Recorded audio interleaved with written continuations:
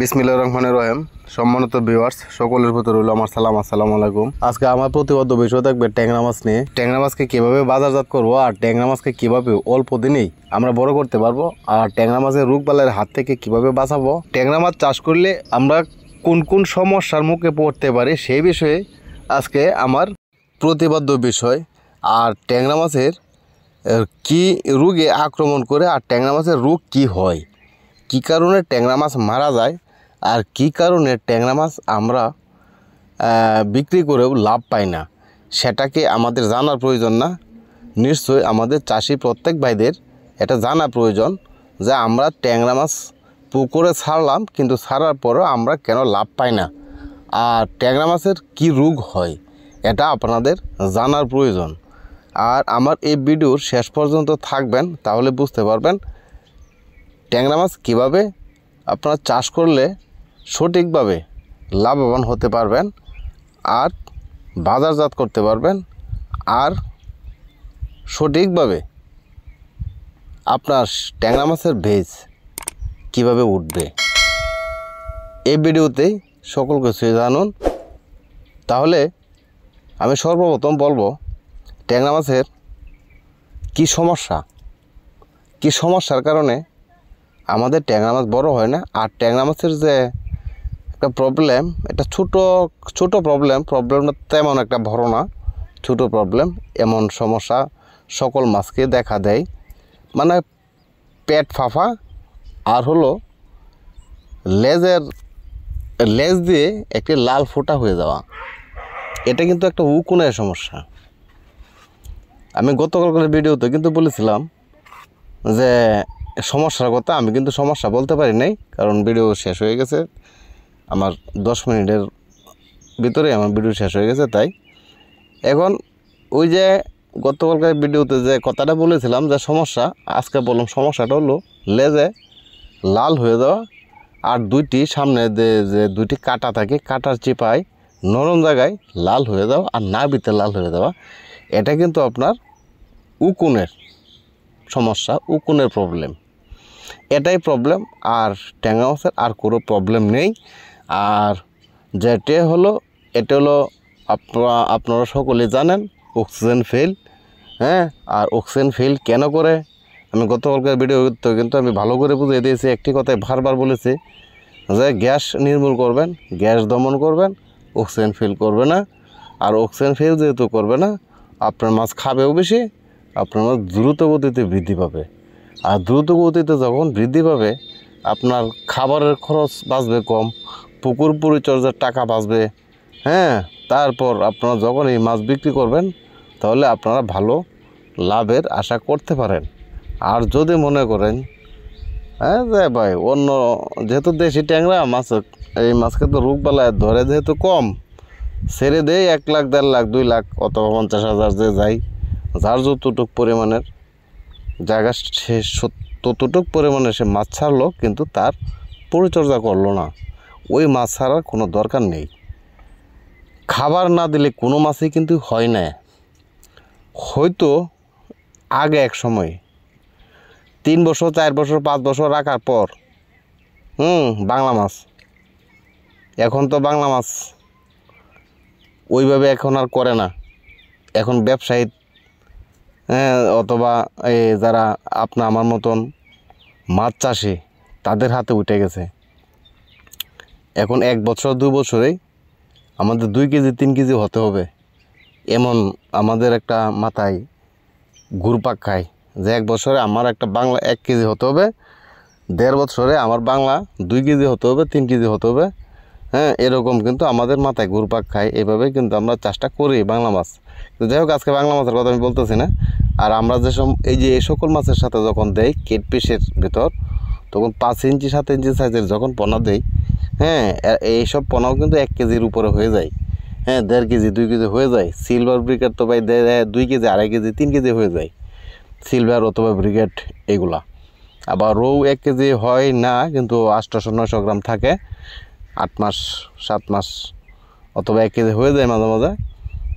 কিন্তু সকল মাছে কিন্তু 1 কেজি হয় না।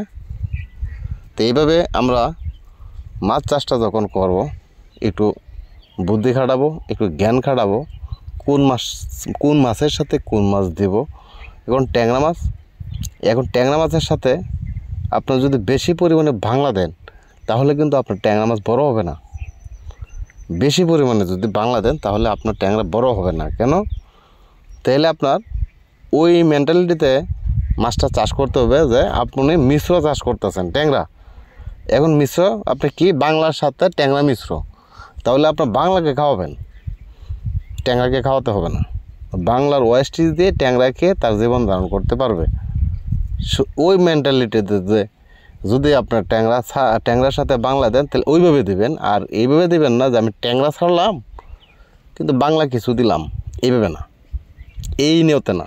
তাহলে কিন্তু আপনি যখন ট্যাংরাকে খাওয়াবেন তখন দেখবেন আপনার ট্যাংরা খাবে না, খেয়ে ফেলবে বাংলা।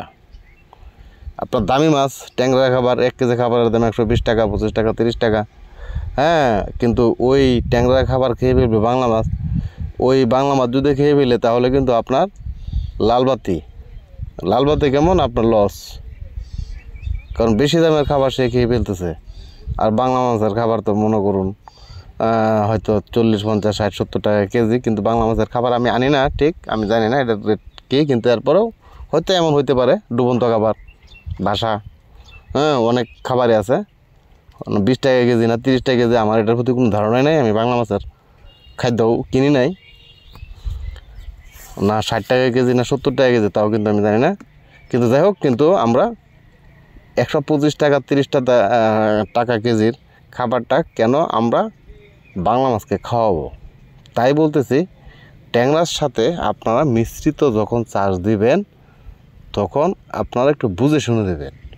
আপনি যদি মিশ্রিত চাষ দেন বাংলা দিয়ে তাহলে আপনি বাংলা ছাড়বেন বেশি পরিমাণে, হ্যাঁ, বাংলাকে খাওয়াবেন যাতে বাংলার ওয়েস্টিজ দিয়ে যেন আপনার ট্যাংরা মাছটাও সহজে উঠতে পারে। তাহলে বুঝলেন তো আমি কি বললাম। আর যে কথাটি আমার বলার ছিল ট্যাংরা মাছের সমস্যা, আমি কিন্তু শুরুতে বলে ফেলেছি, আপনাদের মনে আছে কি না? ট্যাংরা মাছের সমস্যাটা কিন্তু ভাই একটা না, 2টি প্রবলেম, গ্যাস,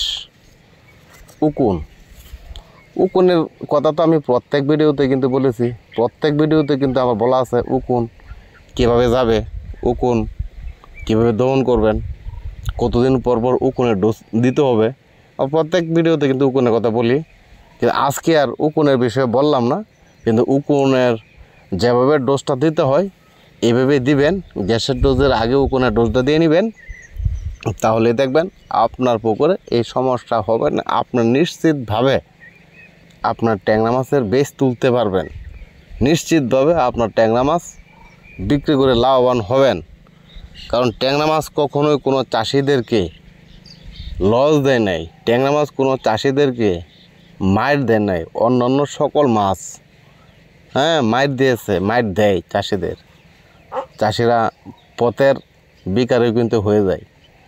আর সবচেয়ে বেশি পথের বিকারি হয় শিং মাছ চাষ করে, কারণ শিং মাছের ভিতর অনেক সমস্যা থাকে, অনেক সমস্যার মোকাবেলা করতে হয়।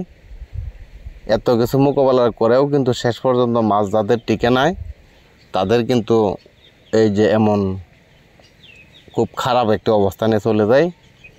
যাই হোক, যেন আপনি আমার না হয়, আল্লাহর কাছেও আমরা প্রার্থনা করি যারা চাষি আছেন প্রত্যেকের জন্য দোয়া করি, সকলের মাছ যেন সঠিকভাবে তাদের পরিচর্যার মাধ্যমে যেন উঠতে পারে।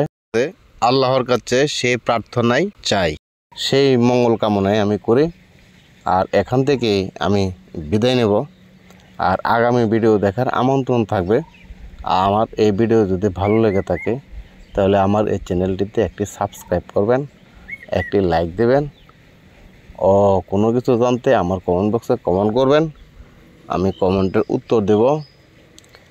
আর একটি বিশেষ কথা হলো, আপনারা যারা কমেন্ট করবেন আপনাদের অ্যাড্রেস লিখে পাঠাবেন, তাহলে আপনাদের কমেন্টের উত্তর দিতে আমার সহজ বোধ হয়। তাহলে এখান থেকে বিদায় নিলাম। আল্লাহ হাফেজ।